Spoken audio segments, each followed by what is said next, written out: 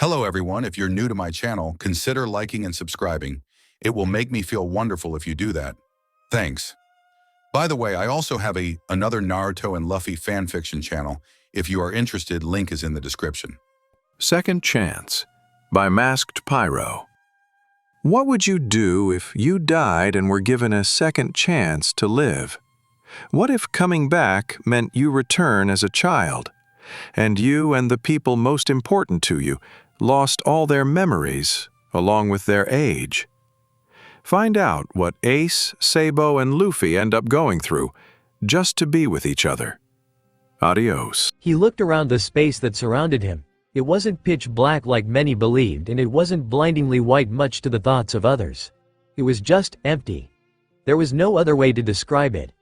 But something in his mind made him believe there was something out there. His first step felt strange. There was nothing below his feet, and yet he wasn't falling. He chose to ignore the strange fact and just walk in the direction his mind told him to go. "Where am I?"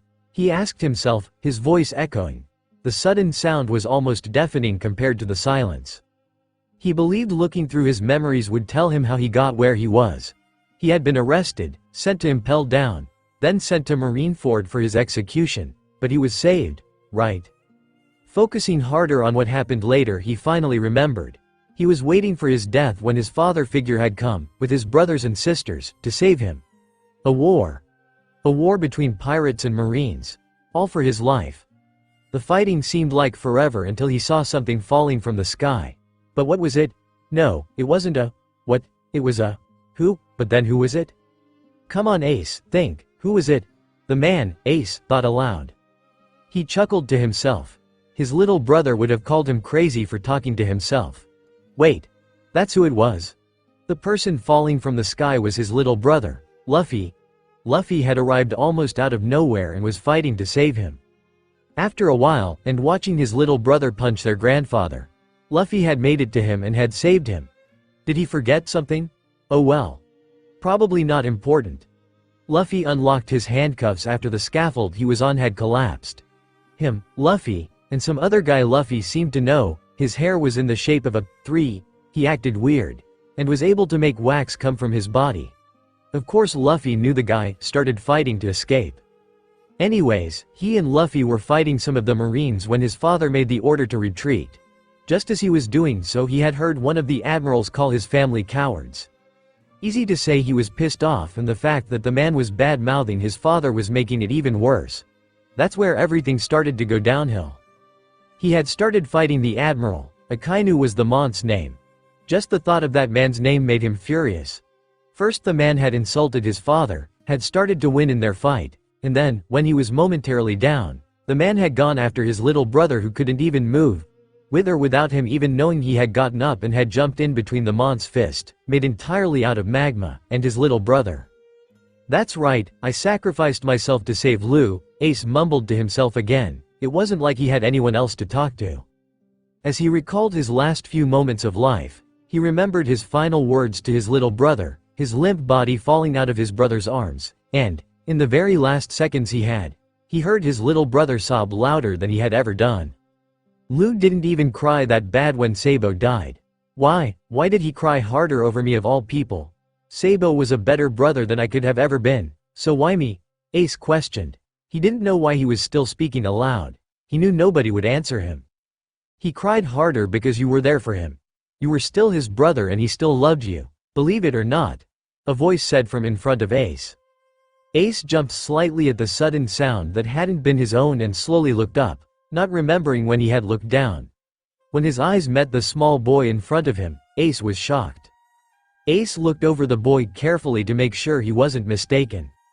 The boy had been wearing a blue coat with rolled-up sleeves, but under that he wore a black shirt tucked into his cyan pants, which were held up by a belt with an elaborate flower-designed buckle along with old, torn-up, white cravat around his neck. Atop the boy's head was a large black top hat with blue goggles on it, short, curly, blonde hair sticking out from underneath the hat. Upon the boy's face was his usual toothy grin with its usual gap. Sabo, Ace whispered. And by the way, I wasn't the better brother. Neither of us were. But if I had to choose, then you were definitely the better brother. Did you see him fighting? He's gotten so strong, and we thought he was the weak one, Sabo said before laughing. How does that make me the better brother? Ace asked slowly, still shocked. Simple. You were his goal. Sabo stated like it was the most obvious thing in the world. No, I wasn't. His goal was to become the Pirate King, Ace said, getting annoyed. Wrong. That's his dream. Not his goal. Did you see how he stared at you when you fought? He saw how strong you were and always wanted to be as strong, if not stronger, than you. Sabo shouted to his brother. But I was weak. I couldn't do anything right, Ace shouted to what would have been the floor. In his eyes, you were strong. He even thought of himself as lucky, and do you know why? Sabo paused for an answer only to get a small shake of the head from his brother. Luffy considered himself lucky because he had you as a brother. To him, you were the most important person in the world, after me of course. Sabo said, adding the last part jokingly hoping to get a reaction from Ace. Much to Sabo's happiness, Ace had reacted. Ace had chuckled and looked back to his brother. Yeah right, I was never behind you. I was always number one, especially compared to you. Number two, Ace said with a smirk. What? Yeah right. You know what, I take it all back, I was the better brother, Sabo said before laughing. Nope. You already said it. You can't take it back, Ace said before sticking his tongue out at his brother. As Sabo stopped laughing, he opened his eyes and looked at his brother, causing him to smile. Listen to yourself, Ace. You're starting to act like you did when you were 10. You're even starting to look and sound like it. What? Ace asked, listening to his voice and noticing it was higher pitch. He really did sound like a 10-year-old. Just look at yourself, Sabo said while pointing to something to the side of Ace. The man in question looked to the left, where Sabo was pointing, and saw a full-body mirror. In the mirror, he saw something he thought he would never see. Sabo was right. Ace even looked like his 10-year-old self, but why? Don't you miss it, Ace? Being naive? Just running around the forest, hunting, laughing, and having the biggest smiles? Don't you miss being 10? Sabo asked with a small smile. Ace looked at Sabo questioningly. Yeah, I kinda wish we could just go back to us being kids. Back to us being the tiny idiots that we were. Hell, I even miss Luffy being a cry-baby and freaking out over nothing, Ace said jokingly. Suddenly, Sabo's head had lowered just enough for his eyes to be covered by the brim of his beloved hat. We can go back, he whispered. What? Ace questioned with shock. What do you mean? We can go back. Back to Luffy and the world of the living, Sabo said excitedly. Really? Ace asked happily before he suddenly grew serious. If it's possible, then why didn't you do it before? I had found out it was possible about 3 years after my death. But it had some side effects and I didn't know if you and Lou were willing to risk it, Sabo said. What are the side effects? Ace asked, a droplet of fear slowly growing inside his chest. We go back as how we were before the first tragedy and whoever was the most affected by the event goes back as well, Sabo explained. Ace looked at the blonde with a confused expression. Even after all these years, he still couldn't understand the boy. Sabo sighed at his brother's expression. It means we go back to being 10 and Luffy goes back to being 7 along with most of your strength being taken away. Maybe even memory loss, Sabo said sadly. So, we would be alive, as kids. And we would have no memories ost 10 years, Ace asked, completely shocked. Basically, Sabo stated, I want to go back but, how could we give up something that isn't ours? I don't mind losing my memories if it means being with both of you again but, what if Lou wants to keep his? We can't take his memories away from him like that, Ace stated. Now you know why I didn't come back, Sabo stated sadly. Wait, you've been watching over us, right? Ace asked. Yeah, but what does that have to do with this? Sabo asked curiously. Maybe we can check up on him and see what he would want, Ace said excitedly. That isn't possible, Ace. Do you even know how many times I've tried to talk to you guys? Sabo said, looking down. But this is different, Ace said, his excitement growing and gaining the blonde's attention.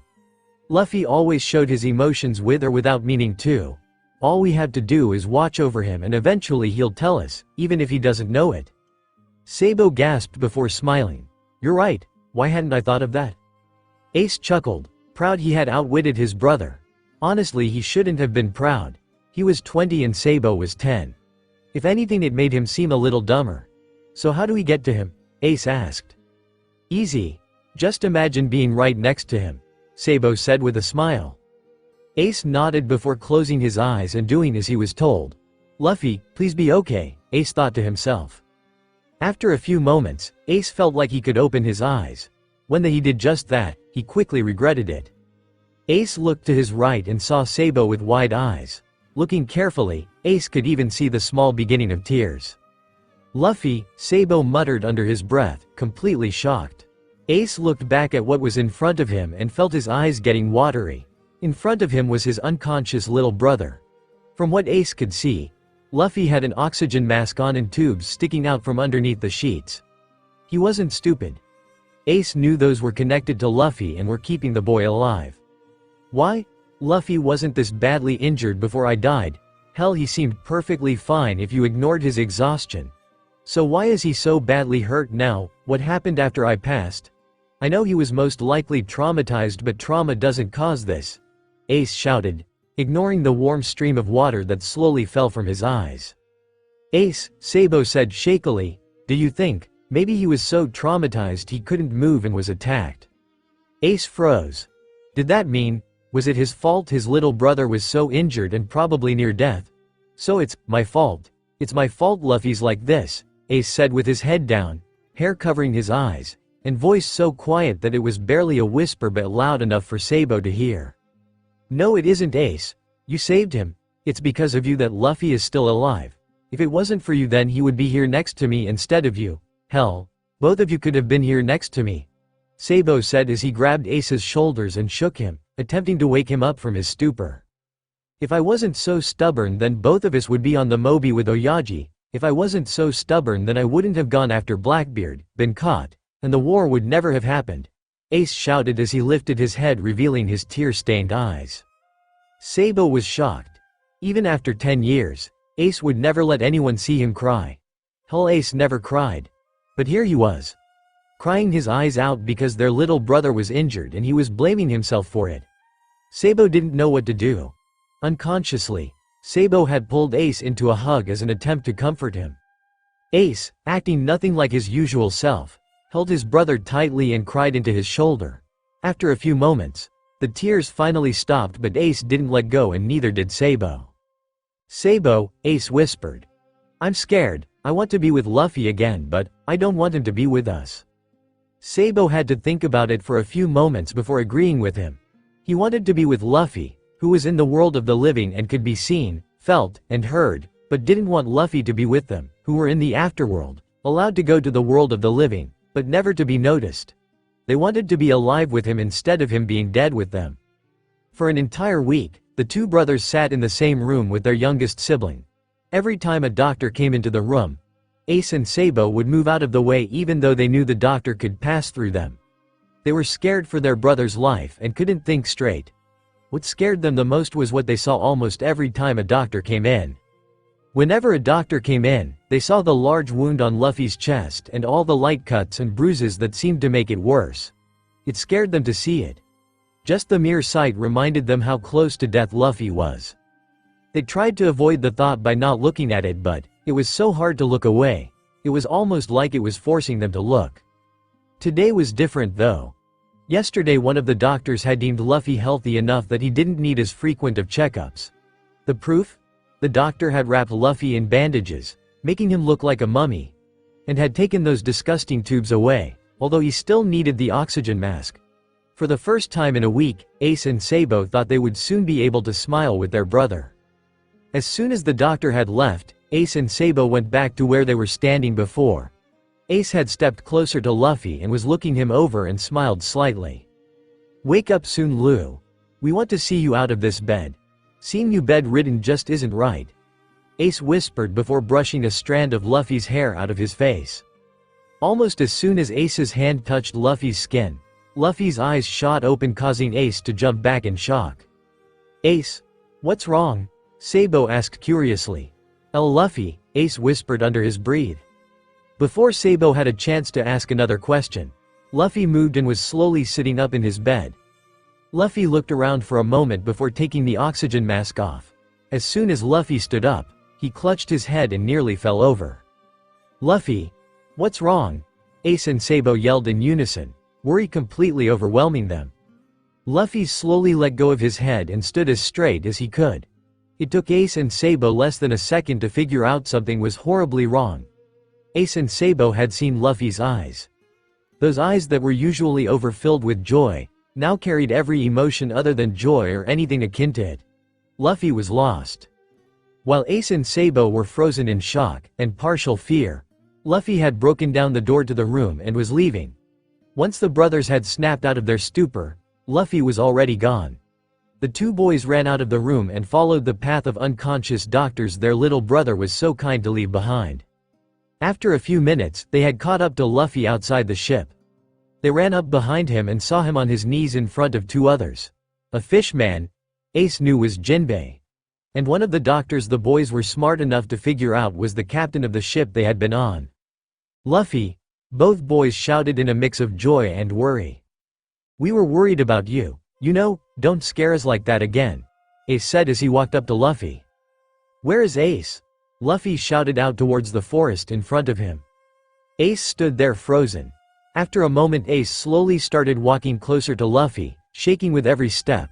Oi, Lu, I'm right here. I've been right next to you all week. Sabo's here too. Ace, Sabo whispered. Come on Lu, turn around, we're right here, Ace said as he stopped next to Luffy. I'm right next to you. Just turn your head, idiot.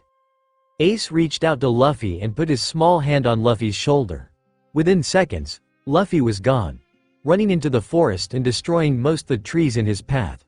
Shortly after, Ace fell to his knees then put his hands on the floor to keep the ground. Ace, Sabo shouted as he ran up to Ace. Are you alright? Sabo stopped in the middle of his question as he saw little drops hit the floor below Ace. I'm a horrible brother, Ace muttered under his breath. No you aren't. He just can't see, hear, or feel you. If you want to trash yourself so bad then call yourself a dumbass. Then you might be closer to telling the truth. Now come on. We have to go find our destruction happy little brother, Sabo said. Ace nodded before wiping his eyes and standing up.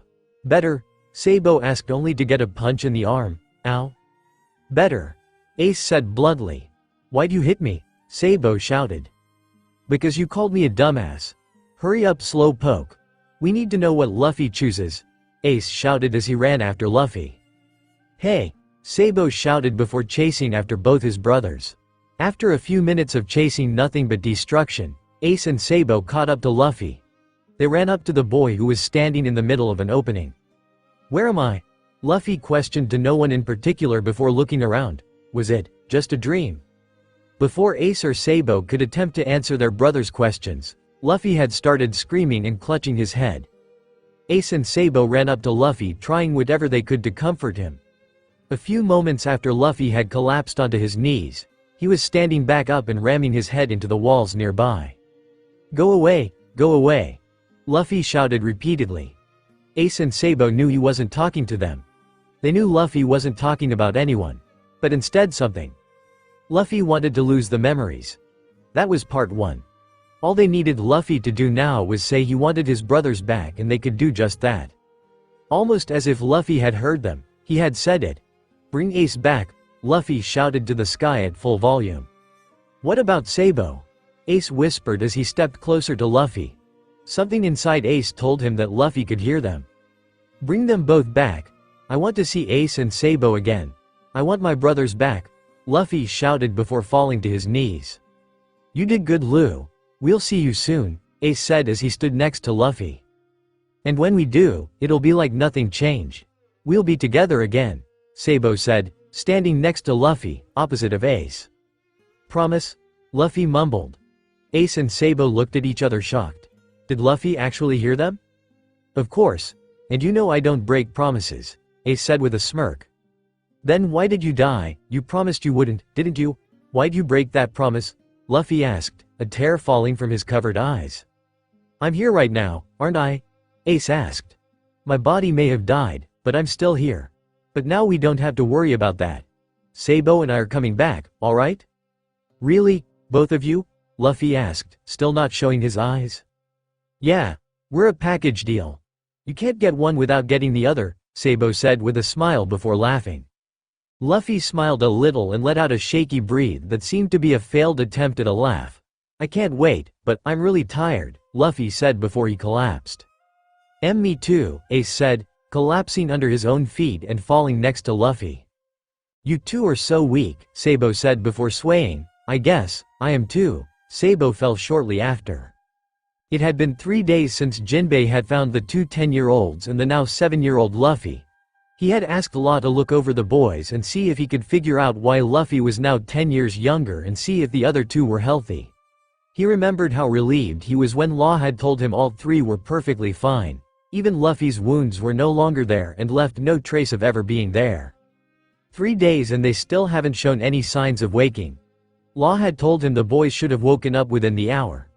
Last Jinbei checked, an hour was a lot less than 3 days. So why haven't they woken up yet? While Jinbei was trying to figure things out, Law had walked into the room and was checking up on the boys again. He wouldn't say it while Jinbei was on his ship, but these boys were pissing him off. He was a genius doctor. Everything he had ever said about his patients always turned out to be true. If he said they were to die before morning, it happened. If he said they would be perfectly within a few days, they were. When he says they will wake up within an hour, they will wake up within an hour. Not 3 days. 3 kids were ruining his good name. At this point he was ready to dismember them and maybe put them back together if it meant they woke up. Law sighed before muttering under his breath, "Damn these kids." "Did you say something?" Jinbei asked, finally out of his thoughts. "You know what? Yes I did. These damn kids are annoying the hell out of me. I haven't slept for a minute in the past 3 days because I keep trying to figure out how I was Law stopped himself. He was not about to say that word about himself of all people. Afraid to admit it? Face it. Every doctor is wrong at least once in their career, Jinbei informed. Not me, I'm better than those doctors. I've cured countless amounts of people while other doctors couldn't even figure out what's wrong with them. I'm a genius, Law snapped, right eye twitching. Okay, you really need to get some sleep, Law, Jinbei said calmly.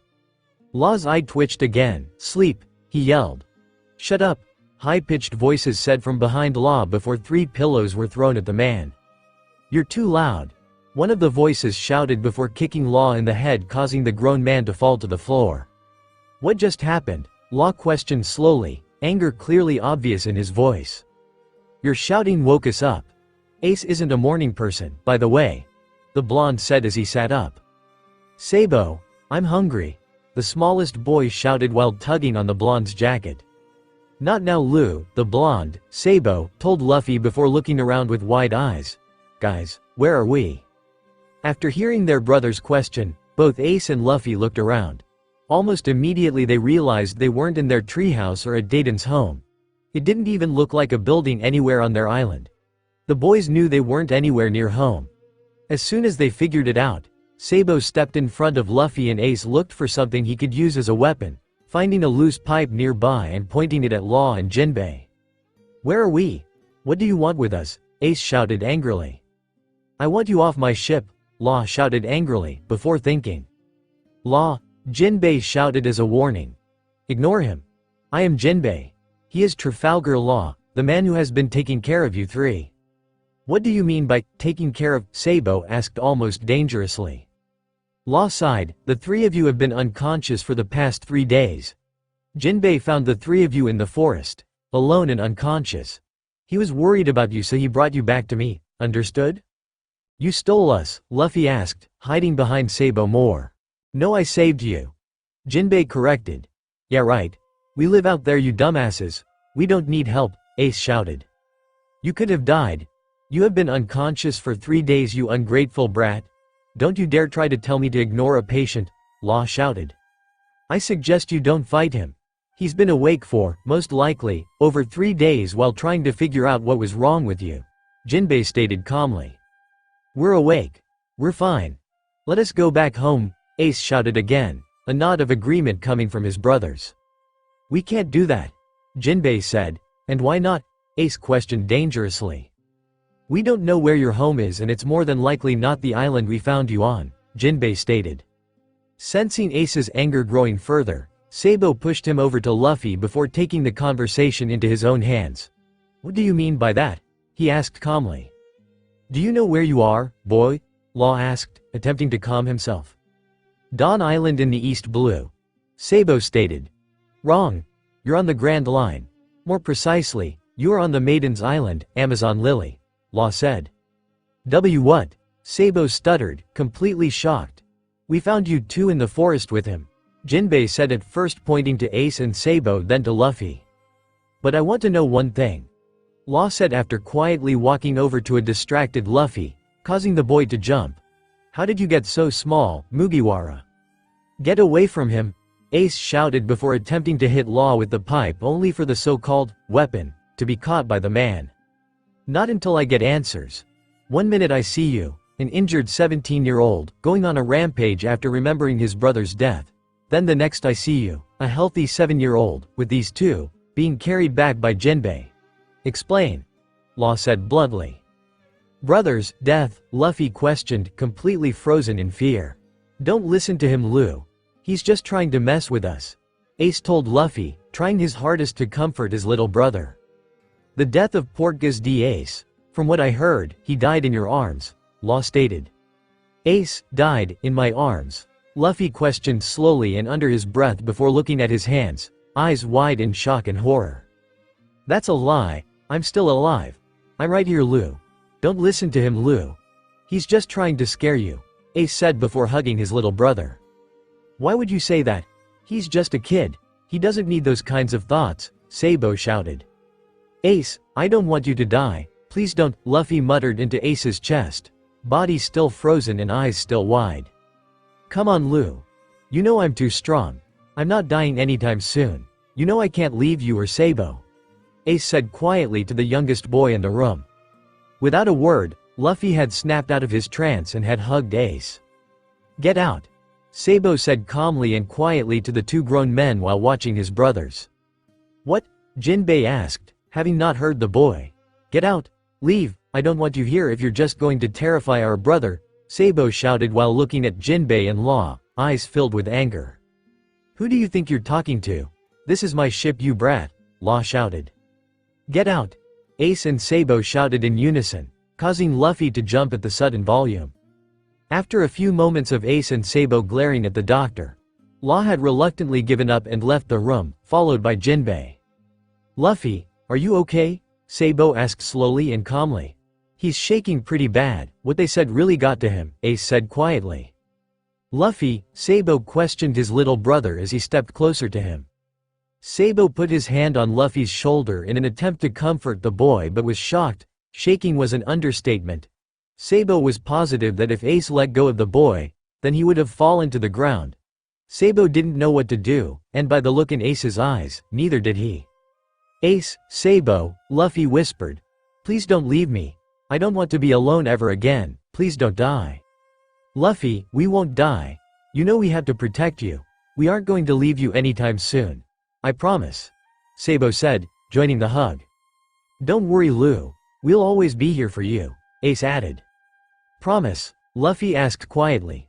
Promise, Ace said with a soft smile. Luffy looked up to his brothers, slightly calmer than before of eyes, and slowly nodded before letting go of his brothers and attempting one of his famous smiles, causing Ace and Sabo to laugh. Why are you laughing? Luffy asked curiously. Did you just try to smile? Sabo asked. Why yeah, Luffy said with a light blush of embarrassment. Ace chuckled. No matter what's happening, you can always make others smile. I'll never understand you, Lu. What? Luffy asked, his head tilted in confusion. Nothing, Ace said before ruffling Luffy's hair. Sabo? Luffy asked in hope of an explanation. If Ace won't explain it, then I won't, Sabo chuckled. No fair, Luffy pouted. Is it because you're older? 'Cause I'm not a kid, you know. You're still 7, Luffy. You're a kid, Ace stated. I'm only 3 years younger, Luffy shouted. You're still a kid, Sabo said with a smirk. No, I'm not, Luffy shouted. Yes, you are, Ace shouted back. If I'm a kid, then you are too, Luffy shouted, only to get punched in the head. Ow, Ace. Don't call me a kid, and don't argue with your big brother, Ace shouted. At least you two are back to normal, Sabo muttered under his breath. What? Ace and Luffy asked in unison. Nothing, Sabo chuckled. Ace sighed. Whatever. Now back to the current issue. I'm pretty sure they were lying about where we are. But we can't be sure. Let's get out of here and check for ourselves. Wow, Ace. That actually sounded smart. Are you okay? Sabo teased. Shut it, Ace said before walking over to the door. Sabo and Luffy walked over to the door just in time for Ace to open it enough for him to see outside the room and down the hall. Ace took a moment before looking back to his brothers and motioning for them to grab a weapon. A few seconds later, all three brothers had a pipe in their hands and were standing at the door, ready to jump out and fight the guards. As soon as Ace opened the door all the way, the boys jumped out of the room and made their escape, taking down whoever got in their way. After a few minutes, and a few dead ends, the boys finally got outside the ship and onto land. The boys stood at the edge of the forest and stared out in wonder, fear, and curiosity. The trees seemed bigger, making the forest thicker. The mountains were weirder looking and the main mountain seemed to have snake heads coming out. From what they could see, there was no wall, no Goa Kingdom, no Grey Terminal, no Fuchsia Village, and no Mount Kalubo. They weren't anywhere near home. Ace, Sabo, where are we? Luffy asked slowly. Maybe what they said was true. Maybe we are in the Grand Line, Sabo said slowly, still trying to process what was around. Then tell me how we got here, Sabo. We were hunting just yesterday, had alligator meat for dinner last night, and then went to sleep in our treehouse. Nobody knew about that place except for us, Dayton, and the bandits. How and why would someone look for us and bring us to the Grand Line? And how would we have gotten to the Grand Line in such little time? Ace questioned.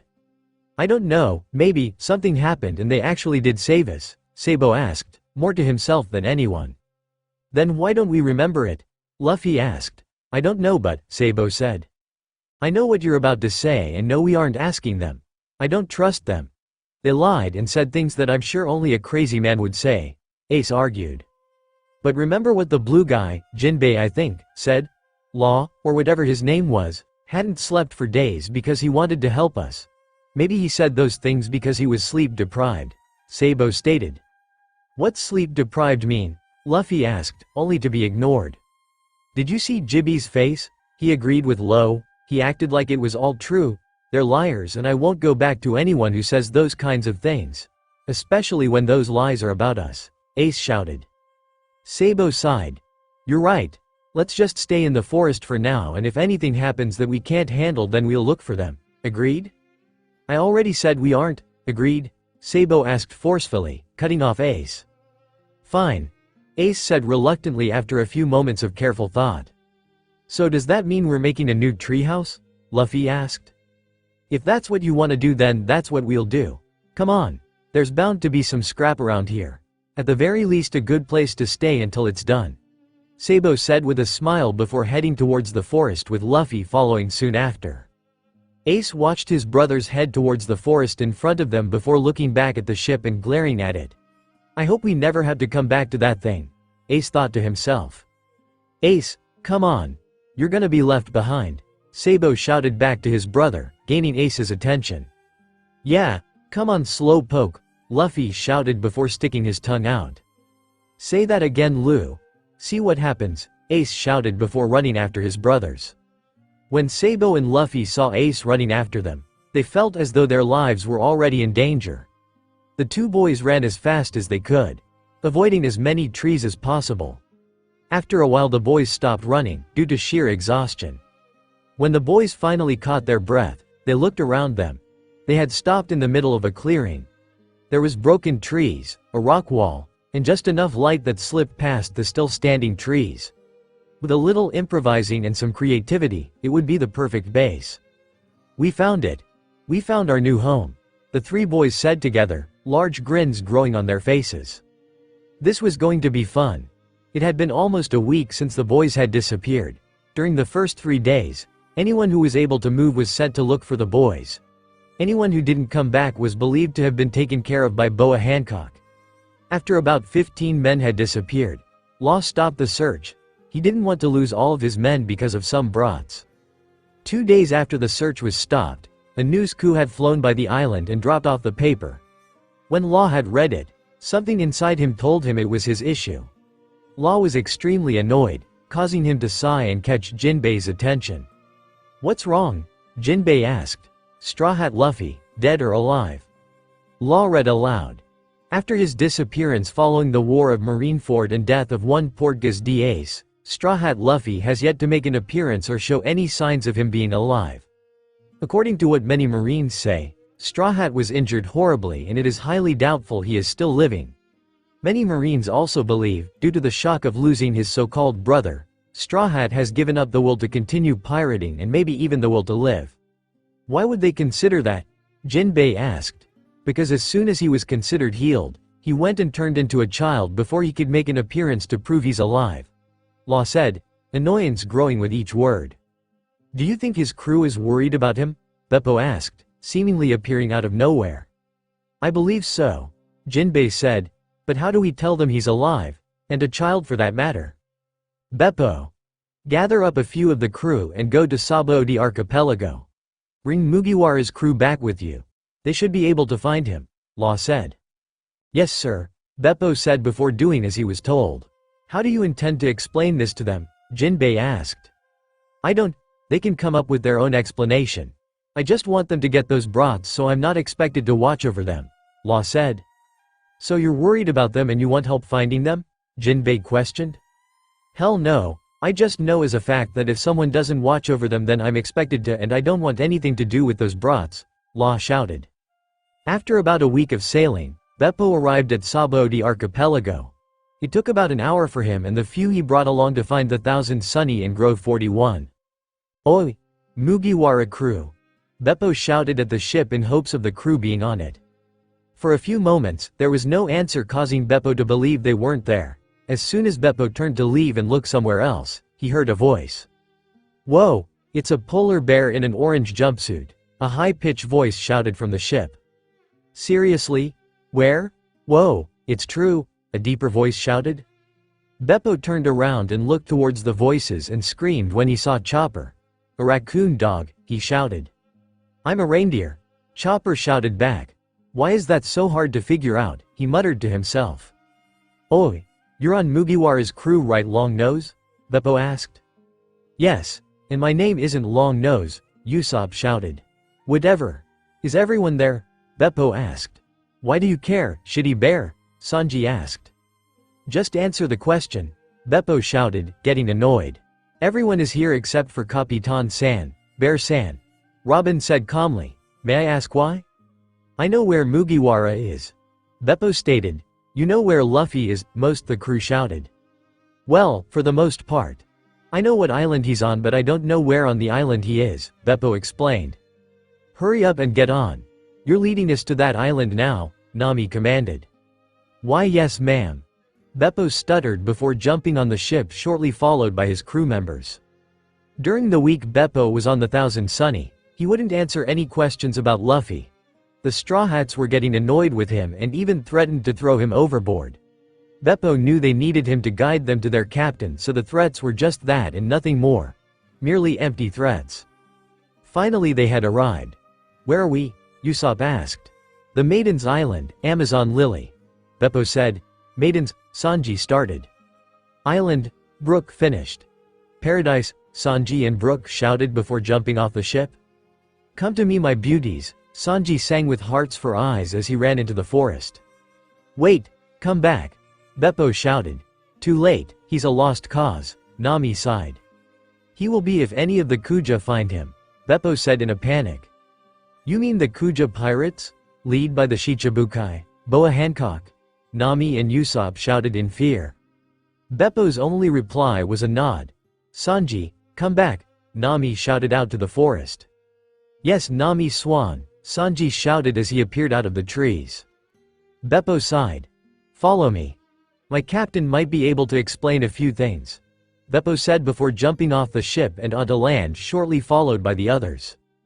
After a few short minutes, the Straw Hat crew was standing in Law's office. The crew had been hoping the man in front of them could tell them where their captain was. Law sighed. Beppo. Why are they on my ship? You said to bring them here so I did, Beppo stated. I meant to the island, not my ship. I don't want these idiots on my ship. I want them to take their brat and leave, Law shouted. May I ask where Captain San is? Robin questioned. You can ask all you want but you won't get a real answer, Law said. What do you mean? Nami asked almost dangerously. He was injured. I healed him the best I could. He went on a rampage after he woke up, and when we finally found him he was a kid and unconscious. We brought him back. He was unconscious for about 3 days. When he and the other brats finally woke up, they didn't have any memory about what had happened. Shortly after, they ran away into the forest. Law explained. Other brats? Frankie asked. Yeah. 2 kids that looked a few years older than him. When the 3 woke up they called each other brothers. I think they said their names were Ace, Sabo, and Luffy. Luffy being the smallest, Law explained. Ace, Nami asked, shocked. What did he look like? Short, black hair, freckles. Anger issues, brother complex, overprotective. The usual brotherly brat, Law described. He looked like a 10-year-old version of Fire Fist, Jinbei stated, letting his presence be known. But Ace died, Nami said under her breath, trying to figure it out. What about the other one? You said they called him brother, right? Sanji asked. Yeah, called him Sabo, I think. Why? Law asked. Luffy only had one brother. He only had Ace, right? So what's with this other kid? And if what you say is true then Ace is alive again. But how? Sanji pieced together. I don't know. I don't care. If you want to know then go look for them yourselves, Law said. Did you even try to look for them? Nami questioned angrily. Because it sounds like you just let them run away and you just didn't give a damn. We searched for days non-stop. We never found a sign of them, Jinbei explained. Instead of finding 3 brats, we lost 15 of my crew, Law said with annoyance. How long ago did they disappear? Zoro asked. Almost a month ago, Law stated. A month ago? They could be anywhere now, Usopp shouted. Then we better start looking, Sanji said as he turned around and started heading off the ship followed by the others. Once they stepped foot on the island, they started looking, north, south, east, and west. They searched every inch of the forest for hours and didn't find a trace. They were starting to lose hope. Eventually they got to a clearing where they had agreed to take a break. Ah, I'm exhausted, Usopp said as he fell onto his back. Me too, Chopper said as he collapsed next to Usopp. Hey guys. Usopp asked when he opened his eyes. What is it, Usopp? Zoro and Sanji said in unison before glaring at each other. Did we ever look up? Usopp asked, causing the 2 men to stop glaring. Up? Sanji asked while looking in said direction, eyes widening. After seeing Sanji's eyes, or eye, widen, everyone looked up and were equally as shocked. Massive treehouse connecting to most of the trees within the area and the wall. Looking close enough, they could see a window with 3 small heads looking out. One of them had messy black hair and freckles, another wore a black top hat on top of barely visible curly blonde hair, and the last had a scar under his left eye and messy black hair that stuck out from under a very familiar straw hat. Luffy! The crew shouted in excitement, causing said boy to jump in fear. We've been looking all over for you. Are you alright? Nami shouted to the boy. How do you know our brother? The other 2 boys shouted from the window. Who are you? Zoro questioned. Why do you care? The 2 boys asked. Don't know, Zoro said bluntly. Just felt like asking. Come down here, shitty brats, Sanji yelled. No, the boys yelled. We just want to talk, Nami shouted. If you want to talk so bad then talk from there, the boys commanded. Sanji, Nami said. Yes, Nami Swan, Sanji sang. Get them down here, Nami commanded. Before anything else could be said, Sanji was jumping off the trees, rising towards the treehouse. Within a matter of seconds, Sanji was at the treehouse. As soon as Sanji got to the door, he was met by 3 pipes. One to the stomach, one to the knees, and one to the head, causing the man to fall out of the doorway into the ground. Couldn't grab a few kids? That's just sad, dartboard brow, Zoro said. What did you say, you damn Marimo? I dare you to try and grab them, Sanji shouted as he got back to his feet. Consider it done, Zoro said before pulling out his swords. Do not cut down the trees, remember there's still a Shichibukai on the island, Nami shouted. Fine, Zoro muttered before sheathing his swords. Che, shitty swordsman, Sanji muttered. What did you say, dumbass cook? Zoro questioned. Shut up and get those boys already, Nami shouted. Che. Zoro sounded before climbing up the trees and to the boys. As soon as the swordsman got to the door, he was met with the same attack as Sanji. But the attack ended differently. As soon as Zoro was about to be hit, he unsheathed his swords and blocked the pipes, cutting all three in half. Zoro sheathed his swords again and looked at his attackers, noticing the two older boys were standing in front of the smallest as if trying to protect him. "You're smaller than I thought you were. What are you, 10? Zoro questioned only to get no reply. "Hey, answer me this. Did you three really beat up the guy that just came in here?" The two older boys looked at each other before looking back to Zoro and nodding slightly. "Impressive," Zoro said as he sat down with his arms crossed in front of his chest. "What do you want with us?" the boy with the top hat asked. "We just wanted to talk," Zoro said calmly. "Talk about what?" the freckled boy asked. "We were looking for our captain when we heard he was out here. We wanted to know if you knew anything," Zoro explained. "So, does that mean you're a pirate?" the smallest boy asked with some excitement. "Luffy," the two older boys asked before hitting their younger brother's head. "Yeah, I'm a pirate," Zoro said. "Don't tell him that," the two older boys shouted. "Cool," the smallest boy, Luffy, shouted with stars in his eyes. "It really is. If you come down, we'll let you look at our ship. Maybe even join us if you want," Zoro said. "Only if I get to be the captain," Luffy said. "Luffy," the two older boys punched the youngest again. "Don't go saying things like that. But this is our chance. We can go out to sea like we always wanted. Ace, you can make your name known. Sabo, you can write your book. And maybe the three of us could be the captain together," Luffy explained. "I don't know about the last part, but I think my crew would consider it," Zoro stated. "You two seem smarter than our last captain and you're probably half his age." "How old was your captain?" Top Hat Boy asked. "About 17, Zoro said. "And you think two 10-year-olds and a 7-year-old would be better captains?" the freckled boy asked. "Yeah, our captain was probably as serious as a 7-year-old, maybe worse," Zoro said. "That's just sad," Top Hat Boy said before thinking for a few moments. "We'll think about it, but how about you tell us who you are first?" "Roronoa Zoro, ex-pirate hunter and first mate to the Straw Hat Pirates," Zoro said. "Who are you?" "I'm Luffy," the youngest said, proving everyone's guess to be true. "My name's Sabo," Top Hat Boy said.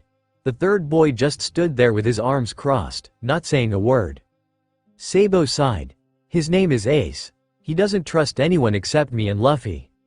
"We already have something in common then, kid," Zoro said to Ace. "Oh yeah? And what's that?" Ace asked. "I don't trust anyone unless I know they'd trust me with their life," Zoro said. "Believe me, that usually takes a while." "Then why are you speaking so freely with us?" Sabo asked. Zoro shrugged. "Don't know, maybe because of my captain." "What's that supposed to mean?" Ace questioned. "Anyone my captain trusts, I trust, and Luffy is a lot like my captain, from what I've seen. If the kid trusts you then I do too," Zoro stated. "I don't get it," Luffy said with his head tilted to the side. "Of course you don't, Lou," Sabo said with a sigh. "Don't worry about it, Lou. This guy's crazy. I wouldn't be surprised if he was sent by those other guys," Ace said. "If you come down with me then I'm sure the rest of my crew could explain it to you," Zoro said. "Okay," Luffy shouted with one of his famous grins followed by one of his unique laughs. "Alright. Only because I somewhat understand you though," Sabo said with a smile. "Fine.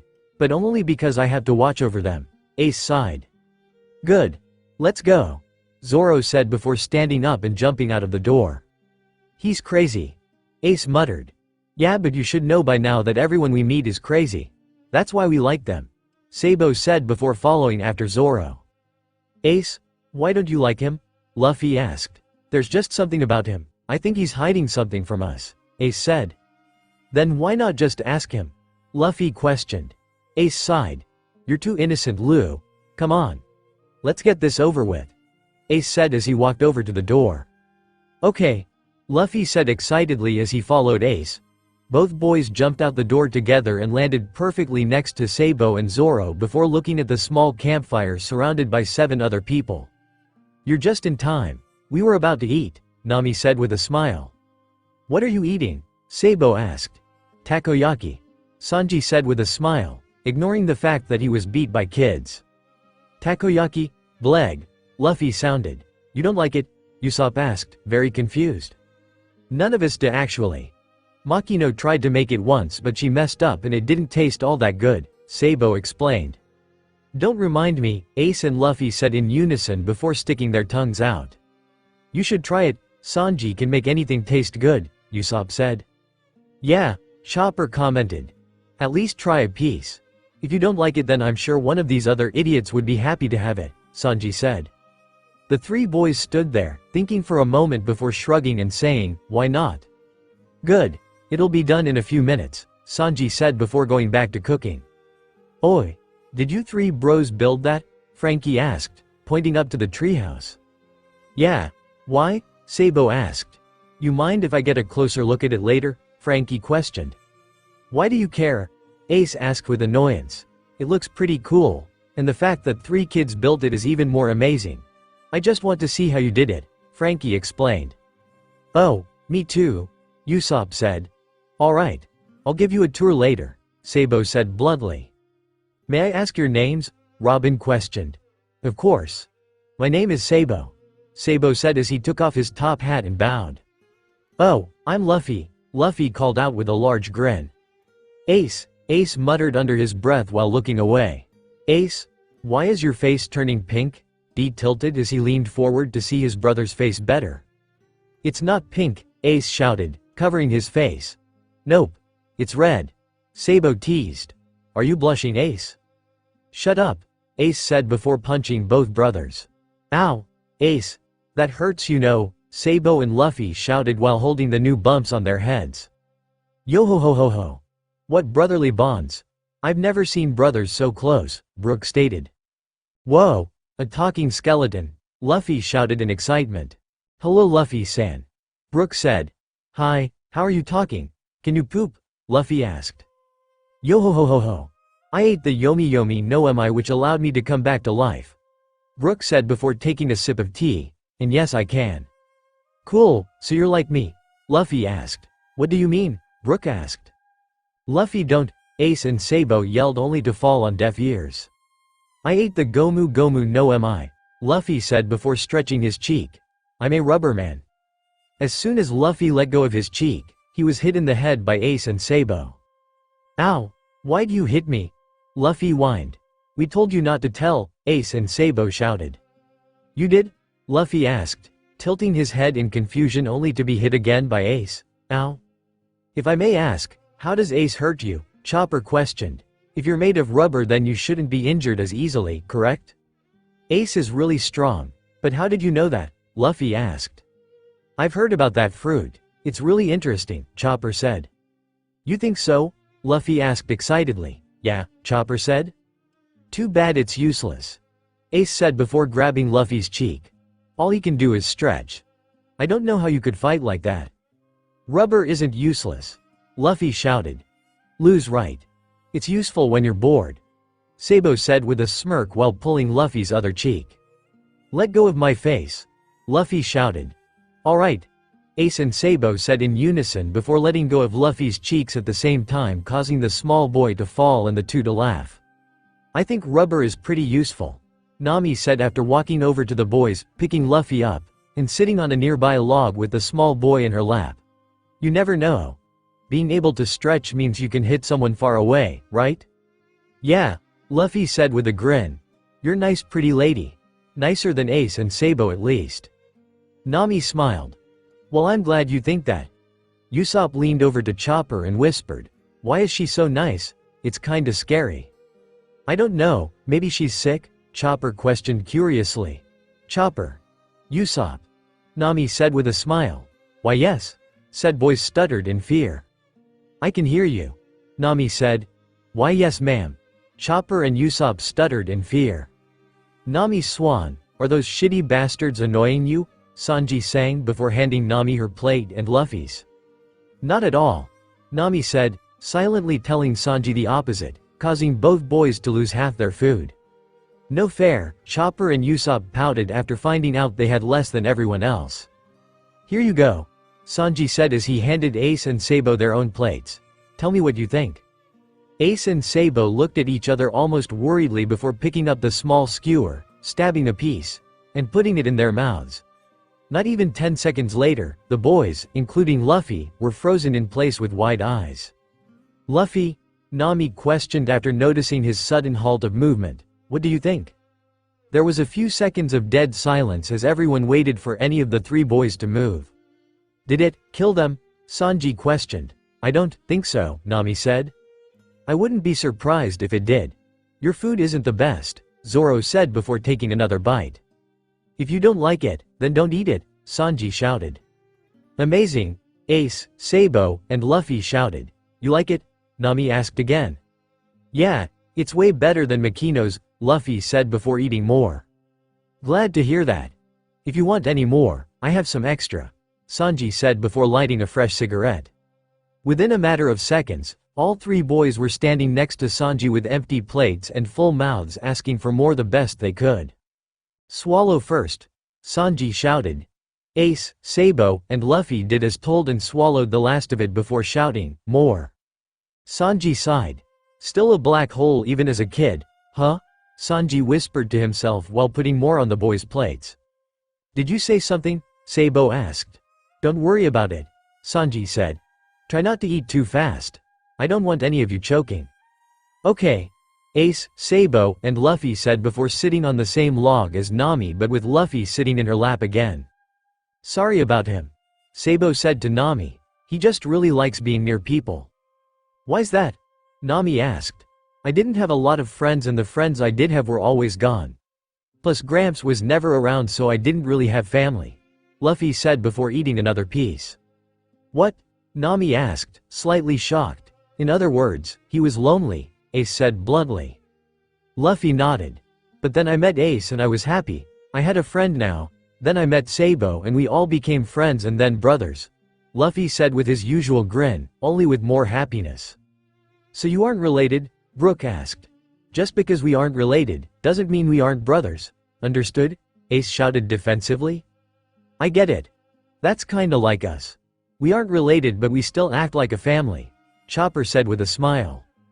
"Oh yeah," Usopp said before leaning over to Chopper and asking, "So, little brother, wanna give me some of your food?" "No way," Chopper shouted, pulling his plate away from his so-called brother. Suddenly everyone, except the three brothers, broke into laughter. They really did act like family, didn't they? How did it take them so long to figure it out? After a few more minutes, everyone was done eating and were just talking. Sabo had guided Frankie and Usopp through the treehouse, after Usopp accidentally activated one of the many traps causing him to be sent flying at least 50 feet into the forest. Ace had been poking at the fire before Zoro walked over and the two started talking about weapons.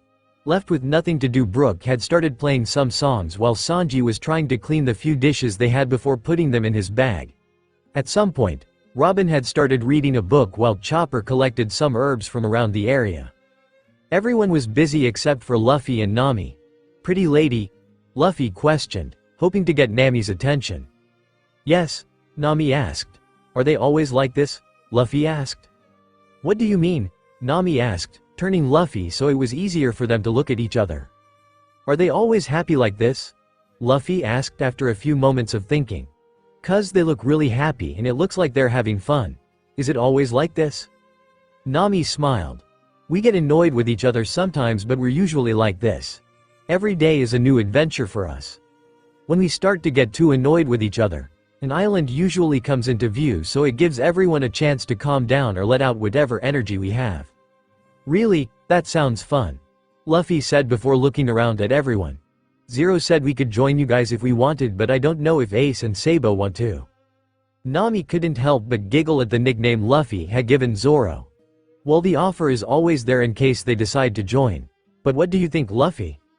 "I want to be a pirate but the Pirate King is supposed to be the captain and I don't think I could be the captain when I'm younger than all of you," Luffy explained. "You want to be the Pirate King?" Nami asked.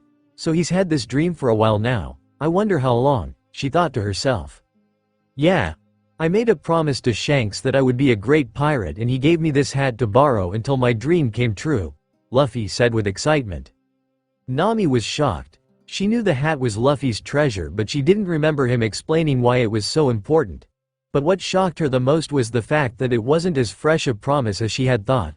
Nami had believed Elreger only a year or two prior to him setting off, but he was 10 years younger and still had the hat and remembered it perfectly. How old was his promise? And how old was the boy when he ate his devil fruit? There were so many questions flying through Nami's head in that single moment. But the one that stood out the most was simple and complicated at the same time. How much did the crew really know about their captain? "Pretty lady, are you okay?" Luffy's innocent voice snapped the girl out of her thoughts. "Huh? Oh, yeah, I'm fine. Don't worry," Nami said with a smile. "Then why are you faking a smile?" Luffy asked. "What are you talking about?" Nami asked. "I do that same smile when I don't want Ace and Sabo to worry about me," Luffy said before looking around and whispering. "I do it more than I would like, but so far Ace and Sabo can't tell. Promise me you won't tell them, okay?"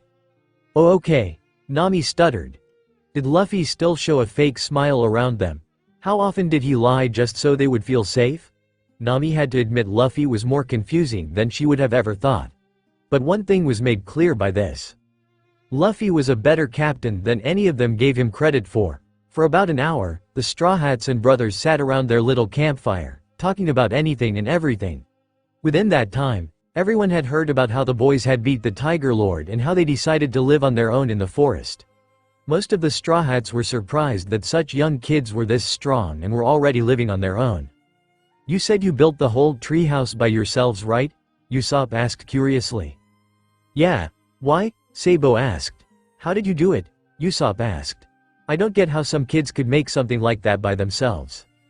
"Because of my family, I had to study a lot. Eventually I got bored with everything they were teaching me, so I started learning architecture. It was easier than I thought it would be," Sabo said with a smile. "Because of your family?" Robin asked calmly. "What do you mean by that?" Ace and Luffy looked at each other, almost worried. It was Sabo's biggest secret. Was he really about to let these strangers know? "My parents were scholars on our island. They always wanted me to follow in their footsteps, but I didn't want to. After a while, I just ran away," Sabo said. "That doesn't make sense. You sound like you enjoy learning, but you didn't want to be a scholar?" Chopper questioned. "It's not like that.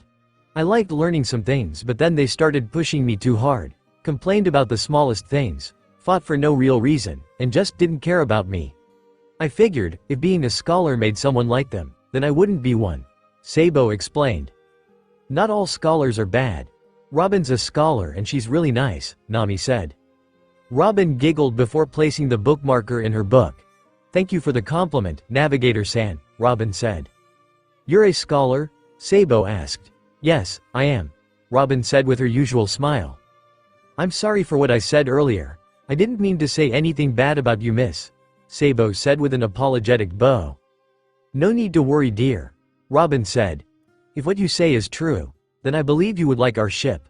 Sunny is a truly unique ship.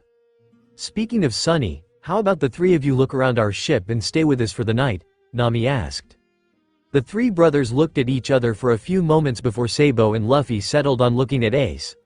Nami already knew Ace wasn't very trusting, and after hearing some of the stories and reading the news about Fire Fist's father, she knew why.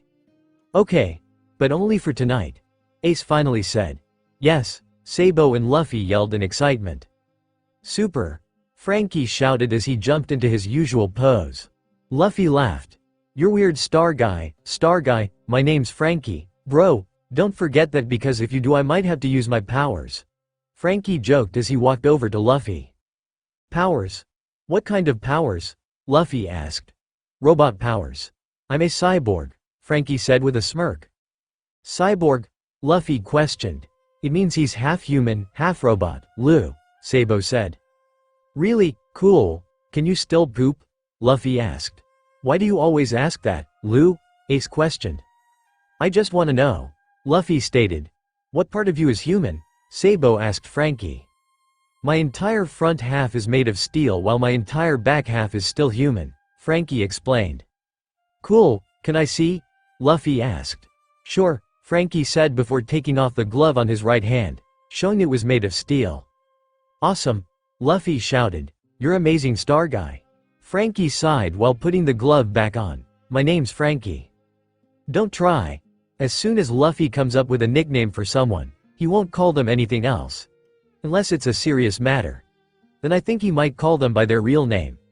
Sabo said, muttering the last part almost as if it was a joke. Ready to go? Nami asked the brothers. Where? Luffy asked. The ship. Where else? Nami said with a smile. Yay, Luffy cheered. Let's go, the three boys said in unison. Nami laughed. Alright. We're heading back to the ship everyone. Nami called out to the crew. Wait Nami Swan, I'll come with you, Sanji sang. Sandy's funny, Luffy said before laughing. Sandy, Sanji questioned. Luffy nodded. Pretty lady said your name was Sandy. His name is Sanji, Luffy. Nami tried to explain. No, his name is Sandy, Luffy stated, matter-of-factly. Sanji chuckled. Alright, you can call me that if you want, Luffy. Yay! Luffy shouted before grabbing Sanji's hand as well as Nami's. Let's go. Alright, Sanji said with a smile. Come on Ace, Sabo, you're gonna be left behind, Luffy stated. Yeah right. Both boys shouted before running up to Luffy. Are you coming Robin? Nami asked. Of course. Robin stated before grabbing her book, standing up, and following the group. Hurry up you shitty bastards, Sanji yelled to the rest of the crew before they stood up and started walking with the group. Shut up curly brow, Zoro shouted. What did you say Marimo? Sanji shouted. Luffy laughed. Sandy and Zero are funny. Zero, Sanji and Zoro said in unison. Yeah, Zero. Luffy said, pointing to Zoro. There was a few moments of dead silence before everyone, except Luffy, Ace, and Zoro, started laughing. After a while, Luffy started to laugh as well. Eventually Zoro's eyes started twitching and he started walking away. Hey Zero. You're going the wrong way, Sanji shouted before laughing again. Shut up dumbass cook, Zoro shouted before turning in the right direction and walking away. Hey Luffy. Do you have a nickname for everyone? Nami asked, catching everyone's attention. Yup. Luffy said with a nod. Like what? Usopp asked. Luffy pointed to Usopp and said, long nose, not surprised, Usopp said with a sigh. What about me? Chopper asked. Deer, Luffy said with a smile. I'm a reindeer, Chopper shouted. Luffy pouted before muttering, same thing, both are still snacks, Sandy. Can we have deer for dinner? Ace and Sabo licked their lips. We haven't had deer meat in a while. I almost can't remember what it tastes like, both boys said in unison. Chopper screamed in fear. Don't eat me, he shouted before running towards the ship. Were you seriously considering eating him? Sanji asked. Yes. The three boys said bluntly. You can't eat Chopper, Usopp said. Why not? The three boys asked in unison. Because Chopper's our friend and the doctor on our ship, Nami said. Really, the deer is a doctor, the boys questioned. Reindeer and yes he is. Robin stated. Didn't see that coming, Ace muttered. Yeah, Sabo muttered. He's actually a great doctor. He saved my life, Nami said. Really? Luffy said. Yeah, he's helped all of us more than once. If it weren't for Chopper then we probably wouldn't be here, Nami explained. Luffy just stared at Nami with slightly wide eyes before looking at the ground. For the next 30 minutes, everyone was just talking about whatever. Everyone except Luffy, that is. Every once in a while, someone would look at the boy, but no matter when you looked at him, he didn't seem to look up. Everyone was worried about him but chose not to show it. The Luffy they all knew and loved was always hyper and almost always talking, so him being quiet and almost serious was worrying. We're here, Nami said to Luffy, hoping to get reaction. The small boy looked up at Nami and smiled before running up to the Thousand Sunny, stretching his arms to the railing, and flying up to the deck. Since when could he stretch that far? Ace whispered to Sabo. He stretched farther when we fought the Tiger Lord, Sabo informed. Yeah but we stretched him then. I mean, since when could he stretch that far on his own? Ace said. Don't know, Sabo said. Want some help getting up? Sanji asked. No thanks. Luffy, Ace and Sabo called in unison. Moments later, a rubber arm was lowered and both boys grabbed on before the arm was raised, lifting both boys up. That works, Sanji said before picking up Nami and Robin then jumping on deck. After a few moments, everyone was on deck. The first thing everyone saw wassled, an excited 10-year-old, and a 7-year-old, almost pouting. All three looking around curiously. "What's wrong, Luffy?" Nami asked, gaining Ace and Sabo's attention. "Where's the doctor?" Luffy asked curiously. "Why? Are you sick? Do you feel alright?" Ace and Sabo questioned with worry. "I'm fine. I just want to talk to him," Luffy stated. "He's usually in the infirmary," Nami stated. "Can you take me to him?" Luffy asked. "Sure," Nami said before walking towards the infirmary with Luffy right behind her. "What's wrong with him?" Ace questioned. "Maybe he's finally growing up," Sabo said. Ace and Sabo looked at each other for a few moments before finally agreeing, "Nah." Nami led Luffy up the stairs, through the dining hall, and to the infirmary before knocking on the door. "Chopper? Are you in there?" Nami called. "Yeah, come in," Chopper called from the other side of the door. Nami leaned down to Luffy and said, "Go ahead." Luffy nodded before slowly opening the door and stepping in. "Luffy? What are you doing here? Are you sick?" Chopper asked, worried. "No, I'm fine. Luffy said, voice fading off. "Just what?" Chopper asked, telling the boy to continue. "I heard you were the doctor and that you saved everyone a few times. I wanted to say, sorry for trying to eat you and thanks," Luffy said, staring at the ground while playing with a piece of his shirt. Chopper smiled before jumping off his chair and walking over to Luffy. "It's my job to help people, especially my friends. Don't worry about wanting to eat me either. Our captain did the same thing, only worse, when we met." "Really?" Luffy asked curiously. "Yup. When I met him, he was one of my patients, along with Nami and Sanji. When the captain and Sanji woke up, Captain was just trying to catch me while Sanji just kept thinking about how to cook me." Chopper explained with a smile, remembering it like it happened just yesterday. "You keep calling him, the captain. Zero calls him captain also, but I haven't heard anyone say his name. Also, when you first saw me, Ace, and Sabo, all of you said my name but I've never met any of you. What's your captain's name and how did you know my name?" Luffy asked, fear hiding deep in his eyes. Chopper's smile nearly fell from his face. "Our captain's name was Luffy. He always wore a straw hat like yours, so when we saw your hat we thought you were him. Sorry for the confusion," Chopper said. "Oh," Luffy said. "It's okay." Chopper smiled again. "How about we join the others and let you and your brothers look around the ship?" "Okay," Luffy cheered. "Want a race?" "Sure. Just don't break anything," Chopper said with a smirk. "No promises," Luffy said with a grin. "Ready," Chopper and Luffy said in unison.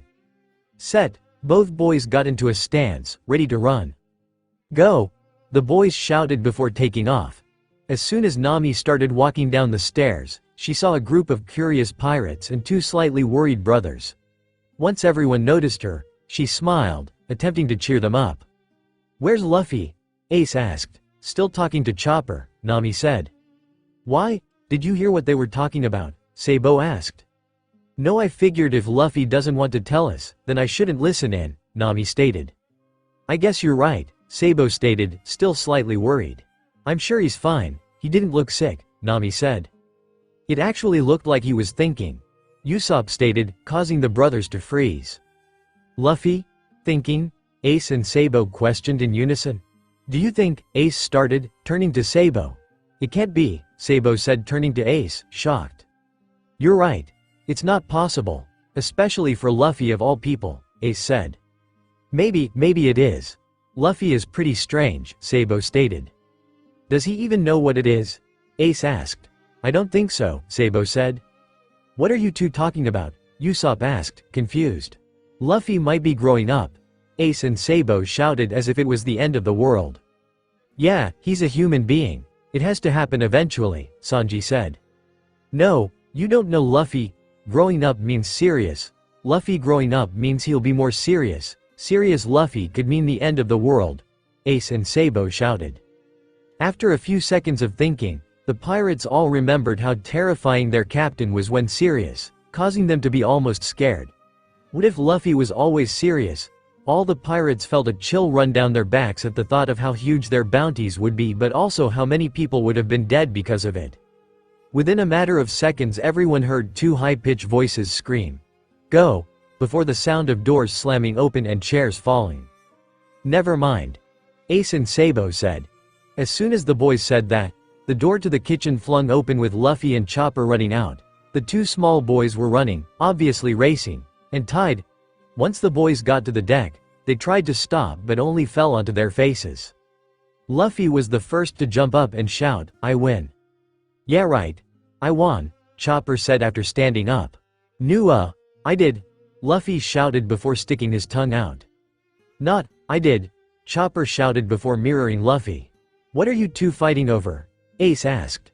"We were racing. Whoever got here first was the winner. I got here first right," Luffy and Chopper shouted in unison. "Luffy got here first. Only by an inch though," Sabo stated. "No fair. You're just saying that because he's your brother," Chopper said. "Come on guys, I won right." Sabo is correct. Luffy stepped foot on deck first, only by a second or so. Robin stated. Everyone on the ship nodded except for Chopper and Luffy. Luffy grinned. "Told you, fine," Chopper said with a pout. "You three still want to look around?" Usopp asked. "Yes," the Sabo and Luffy shouted with excitement. Ace merely nodded. "Where do you want to start, top or bottom?" Usopp asked. "How about best for last?" Sabo asked. "Super," Frankie shouted. "I like you, bro, follow me." "Pretty lady, are you coming?" Luffy asked. "Sure," Nami said. "What about you Sandy?" Luffy asked. "Sorry, brat. I have to start cooking," Sanji said before heading towards the kitchen. "Chopper?" Luffy asked, head tilted. Chopper was confused as to how Luffy knew his name. He didn't remember saying his name. He didn't care though. Chopper just smiled before saying, "I can't. I have to check over my supplies." "Ah, okay. Book lady?" Luffy asked. Robin smiled. Apparently that was her nickname, sure. "Yay. What about you Zero?" Luffy asked. Zoro's eye twitched when he heard Sanji chuckle from the stairs. "No thanks, brat," Zoro said before climbing up the mast to the crow's nest. Luffy pouted. "Bone guy?" Brook laughed, "If you would like." "Yay!" Luffy cheered. Before long, the group had started their tour. First they went to the living quarters. Second was the kitchen, where they stopped for a few minutes so the boys could see Sanji cooking. Then the observation room. After that they went to the aquarium bar. Last they went to Frankie's and Usopp's workshops. "It's pretty cool, but is there anything better?" Sabo asked. "Yeah, it seems pretty boring if you ask me," Ace said. "Who said that was all?" Frankie asked with a smirk. "There's more?" Luffy asked. "Yeah. Do you remember the numbers on the sides of the ship?" Usopp questioned. "Yeah. Why?" Sabo commented after a moment of thought. "That's part of the soldier dock system," Usopp said with a smirk. "The soldier what?" Ace asked. "Soldier dock system. It's my pride and joy," Frankie said with a smile. "When do we get to see it?" Luffy asked. "We're on our way right now," Frankie said. "Really? Is it big?" Luffy asked. "It takes up almost the entire bottom of the ship," Frankie informed. "Really? It's that big?" Sabo asked with excitement. "Yup. You'll see real soon," Frankie said. Not even a minute later, the group got to a door that Frankie was blocking. Frankie looked at the kids. Apparently what he said about it got them pretty excited. From what he knew, Ace whacked, angry, or calm. If those were the only emotions the boy had, then Frankie was seeing a miracle. Even Ace was getting a little excited, even though he was trying to hide it. "Ready?" Frankie asked the boys. "Yes," the Sabo and Luffy shouted, Ace shrugging instead of speaking. "Alright." Frankie chuckled before opening the door behind him and moving out of the way. Sabo and Luffy ran into the room excitedly, while Ace just walked in and looked around. After a few moments the boys' excitement fell. They didn't understand what was so cool about the place. It looked like a bunch of random rooms. "What is this?" Sabo asked, slightly disappointed. "The soldier dock system," Frankie said with a smirk. "What's so cool about it?" Ace asked, his expression back to a mixture of calm and annoyed. "Pick a number, bros," Frankie said. 3, Ace said with boredom. 1, Sabo said calmly. 2, Luffy said after a moment of thought. "We'll go in that order. 3 first," Frankie said before walking over to channel 3. As soon as Frankie opened the door, the boys' curiosity was struck. The three boys ran to the channel and stared at the blue ship that looked like a shark. After that, the boys noticed the water and figured out why it had the word dock in its name. Shark submerged 3. Frankie said. Seats 3 people and can go up to 5,000 meters underwater, usually for scouting. Cool, Luffy and Sabo shouted. Ace didn't say anything. He just merely smirked at how excited his brothers were. Frankie walked over to Channel 1 and opened the door for the boys. What do you think? What is that? Ace questioned. It looks like an ugly horse. Shiro Makuba 1. Frankie stated. Seats 1 person. It looks weird, Luffy said. I still don't like it, Frankie, Nami stated. What do you mean? Sabo asked Nami. It's a waiver from the Sky Island, Skypia. We found it a while back and once Frankie saw it, he decided to turn it into that. Nami explained. So it's yours? Luffy asked. Yup, Nami commented. Can I ride it later? It looks fast, Luffy asked. Maybe later, Nami said with a smile. Okay, Luffy said with one of his famous grins followed by his unique laugh. Hey Lou. You said 2, right? Sabo asked. Yup. Luffy nodded. Okay, Frankie said before going to the second channel. This one's my favorite, Usopp said with a smile. Why? The three boys and Brook asked. Because it was modeled after our last ship one of my close friends let us have. Usopp explained. What happened to it? Your last ship I mean, Sabo asked. Our adventures were too tough on her. She could no longer sail. She even broke in half on our last trip with her. Usopp said with a sad smile. You really liked the ship, didn't you? Luffy asked, almost serious. Yeah, like I said, my friend gave us that ship. Mary was good to us. Any other ship probably would have been completely destroyed a lot earlier. Mary had a spirit. She wasn't just our ship. She was one of our nakama. Usopp explained. Luffy looked amazed. Slowly his features calmed and he was just smiling as if remembering an old friend. After a few moments Luffy lowered his head so that the brim of his hat was covering his eyes. Mary, Luffy muttered. That name, it's nice, Lou?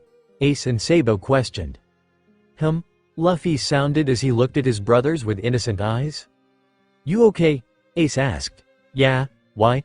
Luffy asked. You were serious for a moment there. That's not like you. Are you sure you're alright? Sabo said. I'm fine. Luffy said. If you say so, Sabo said worriedly. A sound from above gained everyone's attention. When they all looked up, everyone saw an open hatch then saw Chopper show his head through it. Hi Chopper, Luffy shouted, waving with a grin on his face. Hi Luffy, Sanji wanted me to get you guys. He says dinner will be done soon, Chopper called down. Okay, we're almost done. Nami called up. Can you tell Sanji to make Robin and I some tea, please?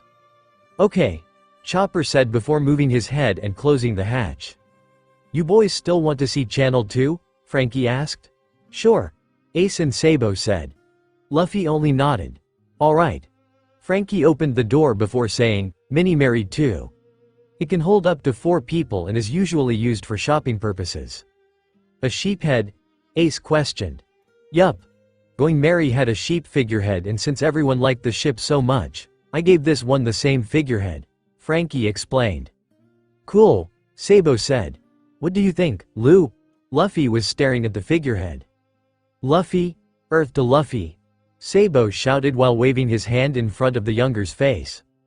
Can I sit on it? Luffy asked, not taking his eyes off the figurehead. Why? Sabo asked. I just wanna, Luffy said, still staring at the sheephead. Maybe later, Lou, Sabo said, but right now we have to go eat. Okay. Luffy cheered, finally taking his eyes off of the sheep face and looking at his brother. Come on, Ace said as he passed by his brothers, playfully punching Luffy's arm. All throughout dinner, the boys didn't say a word. They were too busy eating. They were so busy eating that the boys actually forgot how to breathe at one point. When the boys caught their breath again, everyone started laughing while they just continued to eat. Once dinner was done, the boys were led to the men's quarters where they were told they could use the captain's bunk. Once they were alone in the room, Ace and Sabo turned on Luffy, scaring the boy. Okay. What's up with you, Luffy? First you get all friendly with these guys, when you know nothing about them and they somehow know you. Then you start getting serious, Call someone you don't know by their name, and then you start spacing out. What's going on? Ace questioned. I don't know what you're talking about, Luffy said nervously. Sabo sighed. Come on, Lu. You know you can trust us. Just tell us the truth.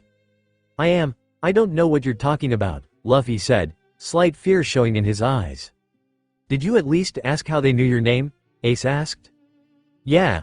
Chopper said their captain has a hat a lot like mine and his name is Luffy too. He said they all thought I was their captain, Luffy said. I knew it. They're with that crazy guy, Ace said. What do you mean? Sabo questioned. That madman was talking to Lu like they knew each other, but not under the best circumstances. From what he said, it sounded like Lu had been older and was now a kid, and now it sounds like these guys are saying the same. They're all insane, Ace said. I guess it really was a good thing I lied to them about my past. You didn't tell them anything important, right Lu? Sabo asked. Luffy shook his head. I don't think so. I just said the same as what you guys said. Good, Ace said. So, Ace, what's the plan? Sabo asked. Easy. When they all go to sleep, we get out of here.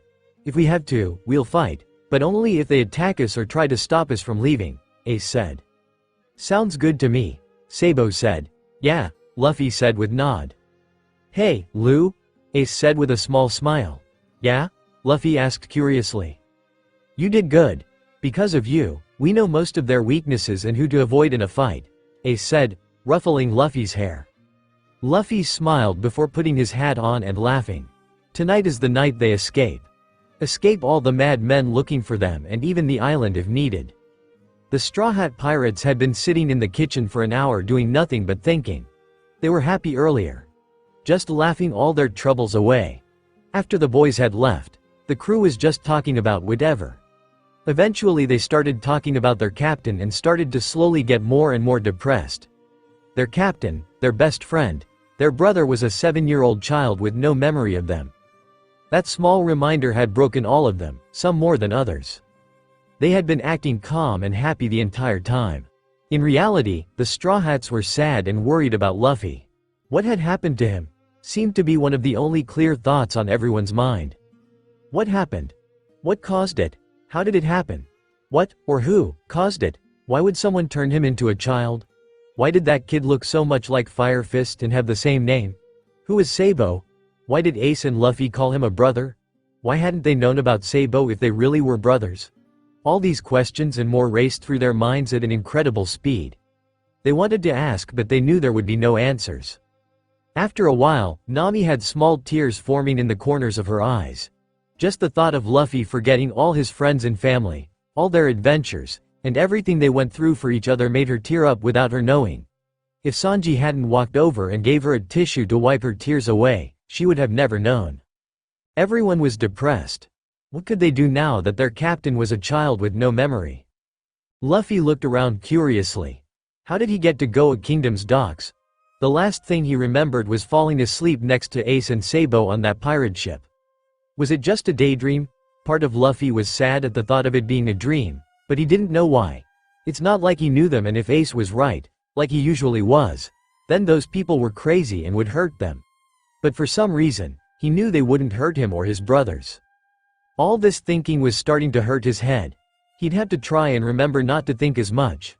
Or maybe more often. Maybe thinking more often would stop hurting. He was doing it again. Stupid thinking. Why did it have to hurt so much? Look, it's the celestial dragon, someone yelled, pulling Luffy out of his thoughts. A what? Luffy questioned as he looked at the person who had yelled. It was a girl, probably around 16. She had dark brown hair with light brown highlights taking over almost the entire top layer of her hair, which fell to her shoulders and framed her face. The dark color of her hair allowed her bright blue eyes to stand out. Luffy had to admit, the girl was kind of pretty. A celestial dragon. The girl said with a sweet smile and calm voice with traces of excitement. Celestial dragons hold the most power in the world. Nobody can touch them. Even the Marines. It's an honor to have one visit our island. Really? They're that strong? Luffy asked with wide eyes. I wouldn't say they were strong. More like powerful, the girl stated. What do you mean? Aren't those the same thing? Luffy asked, his head tilted in confusion along with a small pout. The girl let out a small giggle at Luffy's confused expression. Sometimes they are, but not in this case. They hold power due to their royal bloodlines. Most of them don't believe they need strength. The power that comes from their title is enough. In their minds, they're gods, and many others believe it as well. I'll admit they're powerful, but I wouldn't say they're gods, the girl explained. Emilia, a woman that looked like an older version of the girl, shouted before slapping the girl. Watch your mouth. What would happen if the celestial dragon heard you? Sorry, mother. The girl, Emilia, apologized with her head down. If you ever say that around the celestial dragon, then I want you to know, your father and I won't save you, the woman said before walking away. What was that about? Luffy asked, anger obvious in his tone and eyes. Don't worry about it. The girl smiled. I'm Emilia. What's your name? I'm Luffy, he said with a smile. It's nice to meet you, Luffy. Where's your family? Emilia asked. I don't know. I don't even remember how I got here, Luffy stated. Then you should stay by me until we find them, Emilia said. I don't want you to get lost, and I'm sure they wouldn't want you to get in trouble. Okay, Luffy said with a smile. Hey, what's that boat doing out there? A woman shouted while pointing to a small fishing boat on the water. Stop that kid. He stole my boat, a man shouted as he ran towards the docks. A kid? Emilia questioned. Not even a minute later, Luffy was running to the edge of the docks so he could see what was happening. What he saw shocked him.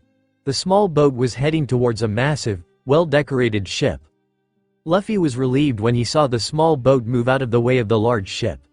After a few moments of watching the boat, Luffy finally saw who was controlling it. Sabo, where are you going? You said you would leave when you were 17. Why are you leaving now? Luffy shouted only to get no reply. Sabo, come back. At least say something. What Luffy saw next terrified him. The small boat had been fired at by the large ship. The celestial dragon just fired on a child. The man just shot at his brother. Luffy wanted to shout out for help, to tell the man to leave his brother alone, to do something, but he couldn't find his voice. All of a sudden, the small boat seemed to get larger, almost as if he was looking through a telescope.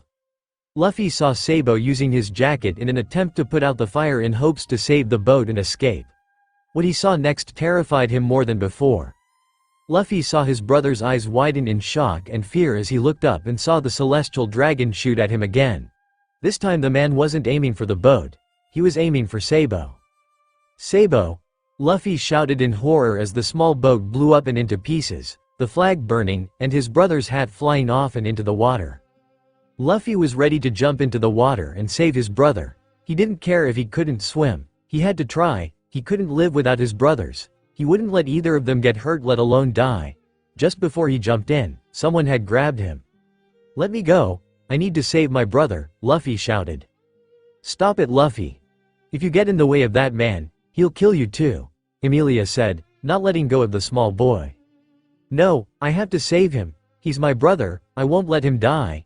He needs me, Luffy shouted, still struggling to get free. You can't help him if you die too. I'm sure he'd rather have you alive and safe, Emilia said. After a few minutes, the large ship had made it to the docks and everyone had cleared a path for the celestial dragon. Everyone was on hands and knees in respect for the man. Everyone except Luffy. He was standing in the middle of the path and in front of the celestial dragon. Move, brat. One of the guards commanded. Luffy didn't move. Luffy didn't speak. All the boy did was stare at the ground with his hat covering his eyes and his hands balled into fists, shaking slightly. If you could see his eyes, you would have seen the absolute rage in them. I said move. The guard yelled again, pulling out his gun. Again. Luffy didn't move or speak.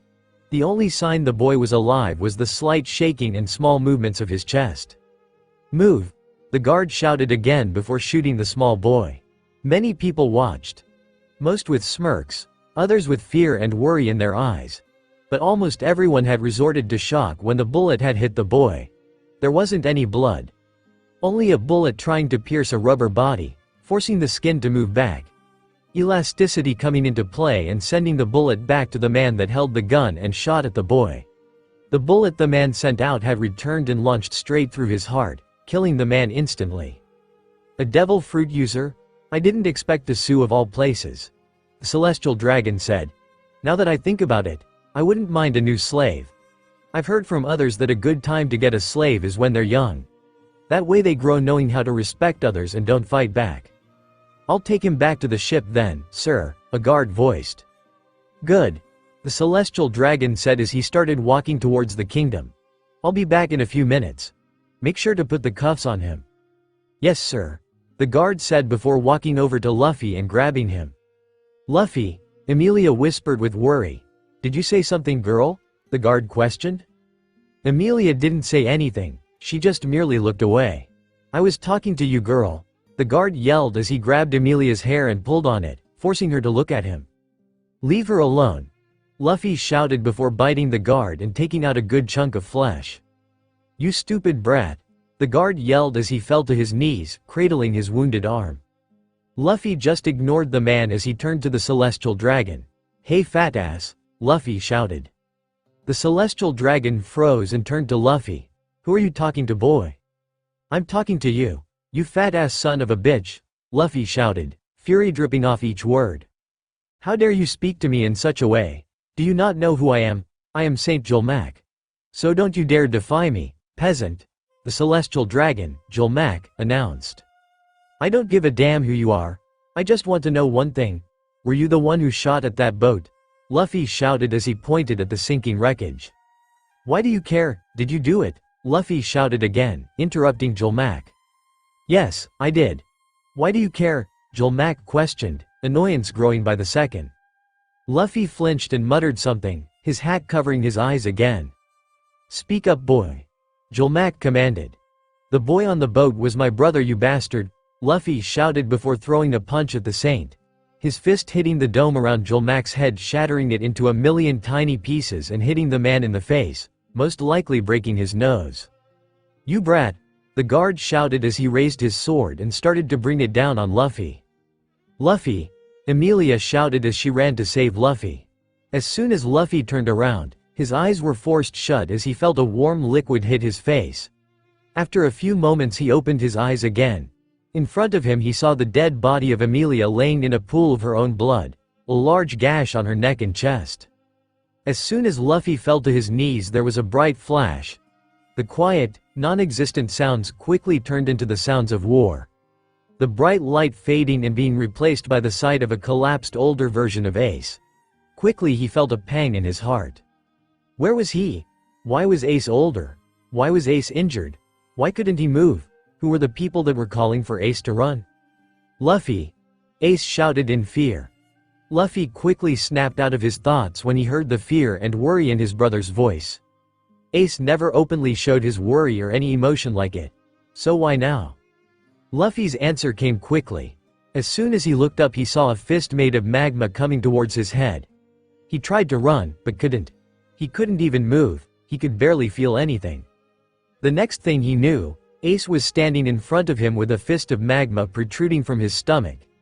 After a few moments the fist was pulled out and Ace fell into his arms. Ace's blood pouring onto him. Everything around him and Ace fading into darkness, leaving the two alone. Luffy, Ace muttered with a weak breath. Why yes? Luffy stuttered, he couldn't believe this was happening. Why did you have to be so weak? Ace asked. What? Luffy asked shocked. Suddenly, Luffy felt a sharp pain in his stomach. He looked down just as Ace started to move away from him. Luffy's eyes widened when he saw a dagger stabbing him, Ace's hand on the handle. Hey Ace, Luffy questioned in fear. You're weak. You always have been and always will be. That's why Sabo died. That's why I'm dying. I regret giving my life to save you. I regret having you as my brother, and most of all, I regret ever meeting you. You're a demon, Luffy. How could you let us die? I thought we promised to be brothers. Don't brothers look out for each other? Protect each other? A voice said from next to Luffy. Luffy turned his head and saw Sabo, completely covered in burns. Luffy started shaking from both fear and blood loss. This couldn't be happening. His brothers were right next to him. They weren't dead. They weren't dying. They were alive and right next to him. No, this isn't real. Please tell me this is a dream. You two are still alive. You have to be. You promised me. You said we were brothers and we'd never leave each other.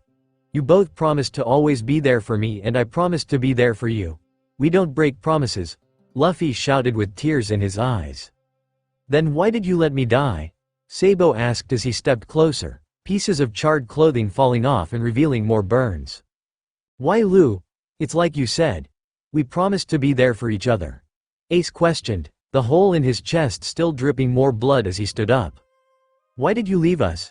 Ace and Sabo asked angrily. I didn't. Why would I? You're my brothers. I couldn't leave you even if I wanted to," Luffy shouted. "What are you saying, Lu?" Ace asked as he grabbed Luffy by the neck and lifted him a foot off the ground. "You thought about it? You wanted to leave us?" "We cared about you, Lu. Why would you want to leave us?" Sabo asked as a pipe covered in spikes appeared in his hand. Luffy wanted to say they were wrong. He wanted to say he'd never even thought about it, but he couldn't. Ace's grip on his throat was too strong and it stopped his speech and most of his air. "We trusted you, Luffy," Ace and Sabo yelled as Ace's grip tightened and Sabo's pole was about to hit him. "Luffy! Wake up!" Two high-pitched voices shouted from the sky. Luffy's eyes shot open as he shot up in his bed, his head hitting something hard. Luffy clutched his head, his eyes squeezed shut.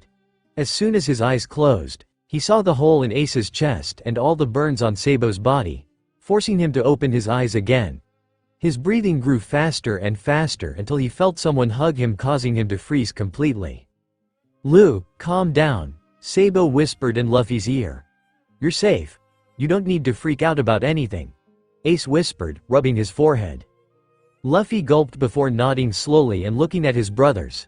Instantly he saw Ace with a hole in his chest, and when he tried to look away, he saw Sabo covered in burns. Instantly his eyes widened and he started shaking even more. "Lu, what's wrong?" Ace asked. He didn't care that it was probably midnight. He was too worried about his little brother. "Do you guys hate me?" Luffy asked, staring at his sweat-soaked sheets. "What? No, of course not. Why would we?" Sabo asked. "I'm weak. I can't do anything right. You'll get hurt one day because of me," Luffy muttered, tears welling up in his eyes and slowly streaming down his cheeks. "What are you talking about? Why would you say that?" Ace asked worriedly. "I had a bad dream. Both of you died because I was too weak. Sabo was on a boat that was burning and I couldn't get to him in time, and Ace was killed taking an attack sent at me. Ace was dying in my arms before he stabbed me and started choking me before Sabo started to hit me with a spiked pipe," Luffy said as he started sobbing. The brothers were completely shocked. How could Luffy come up with something like that? Once Ace and Sabo had snapped out of their stupor, they saw Luffy crying his eyes out. Suddenly both boys had hugged their younger brother in an attempt to calm him down. Soon after, Luffy had wrapped his arms around the two boys and sobbed louder. After a few minutes, Luffy had finally calmed down and was breathing at a regular pace. At some point, Luffy had ended up laying in Sabo's lap while Ace causing him to calm down more. When Luffy had calmed down enough, the boys had stopped worrying as much. But one question ran through their minds. Why did Luffy have such a detailed nightmare of their deaths? They decided to ignore the question and just hope it didn't happen again. Without even knowing it, Ace had started humming a song. Sabo smiled slightly before humming it as well, and eventually both started singing the lyrics. Ikusen mono ko sasaru michi da, bakura wa diida. Hashaji atari, fusaka atari, shida anyo hai katari akashida yumi no asa, ashidori mo karuku. Masaguna manazashi de marai wo miswateta nani ga o kote mo tamani arukeba. Nanbai mo no yuki ga michi e fure nariko reru, mamarare iru.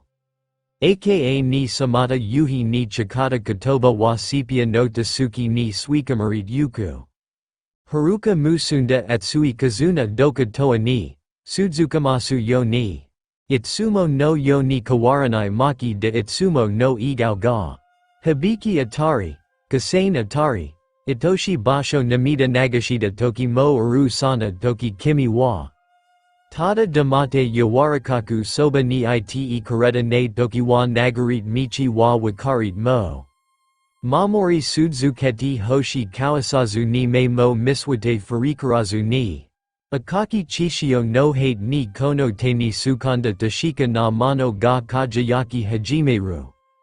Akira Minade Tadori Sukeru Itsuka Kido Meguri Arikara.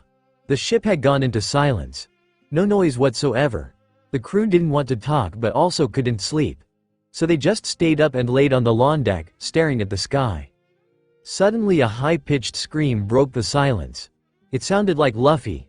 With that thought in mind, everyone on the deck, and Sanji, who was in the kitchen cleaning dishes for the 6th time that night, stood up and ran to the men's quarters where the three brothers were supposedly sleeping.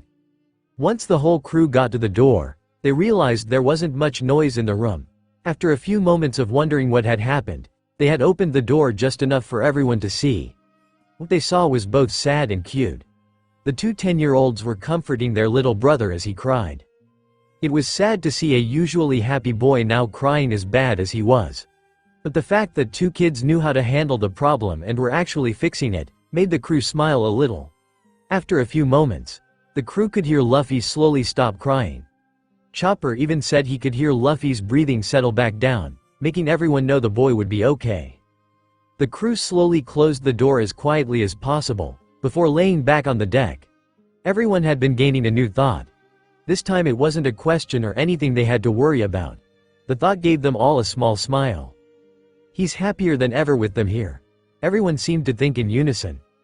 After a few more minutes of just relaxing, the crew thought they heard something coming from the men's quarters. It sounded almost like singing. Unconsciously, they all walked over to the door to listen closer.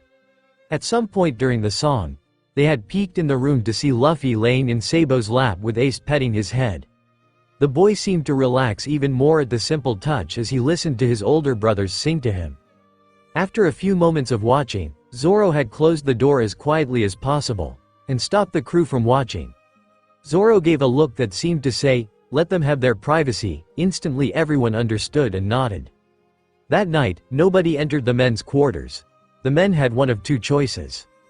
Sleep on deck, or find somewhere else to sleep. With that in the air, the girls went to their respective quarters. Chopper left first and slept in the infirmary's bed. Sanji followed Chopper shortly after and stayed in his kitchen. It was a mystery as to where he slept. No matter where you looked, you couldn't find the man. Usopp was the next to leave and chose to stay in his factory. Frankie left afterwards and slept in his workshop. A few moments passed before Brook decided to write a new song later and then seemingly disappeared. Zoro waited another minute and made sure the brothers were actually asleep before he left. He slowly opened the door, leaving a big enough opening for him to see the boys. How they were laying gave him a small smile. Ace and Sabo were hugging Luffy and had the small boy in between them, even when asleep. He had to admit, never out loud though, the scene was kind of cute. Zoro started to slowly close the door again before he heard something. "Zoro!" A high-pitched voice whispered, causing said man to look. Zoro noticed Luffy's eyes were just barely open. Obviously the boy was struggling to stay awake. But, even though the boy had obviously had a nightmare a few minutes before, Luffy had a small smile on his lips.